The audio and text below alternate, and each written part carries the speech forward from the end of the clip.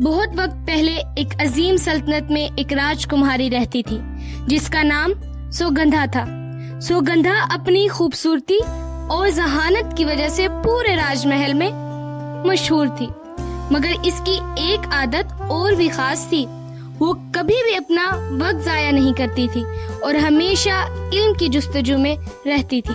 سوگندھا کے والد راجا ویر سنگھ اپنی بیٹی سے بہت محبت کرتے تھے، لیکن ان کے دل میں ایک خوف بھی تھا۔ ایک پرانا شاہی قصہ تھا کہ ہر صدی میں ایک راجکماری کو سنہری جھیل کے راز کو جاننے کے لیے جانا پڑتا تھا، جہاں کہا جاتا تھا کہ وہاں جادوئی خزانے چھپے ہوئے ہیں، لیکن جھیل پر خطرناک پہرے دار بھی ہیں۔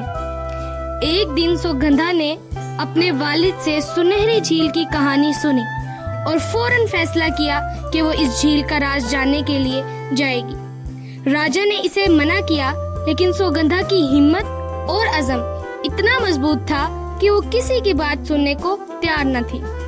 آخر کار ایک صبح سوگندھا نے اپنے ساتھ صرف اپنی تلوار اور ایک قدیم نقشہ لیا اور جھیل کی طرف روانہ ہو گئی۔ کئی دنوں کی مسافت کے بعد وہ جنگل کی گہری وادی میں پہنچی جہاں سنہری جھیل واقع تھی۔ جب سوگندھا جھیل کے قریب پہنچی تو اس نے دیکھا کہ جھیل کی پانی کی سطح پر سورج کی روشنی میں سنہری چمک اٹھ رہی تھی، مگر جیسے ہی وہ جھیل کے کنارے پہنچی، اچانک پانی میں سے ایک پر اسرار مخلوق نمودار ہوئی۔ وہ ایک دیو قامت پہرے دار تھا جس کی آنکھیں سرخ اور جسم کانسی جیسا تھا۔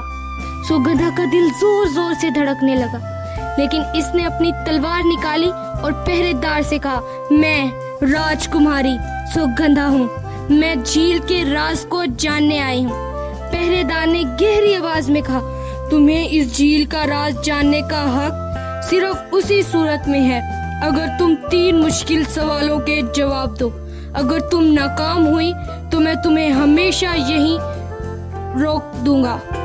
سوگندھا نے بہت ہمت سے سر ہلایا اور پہرے دار نے پہلا سوال کیا، حقیقی دولت کیا ہے؟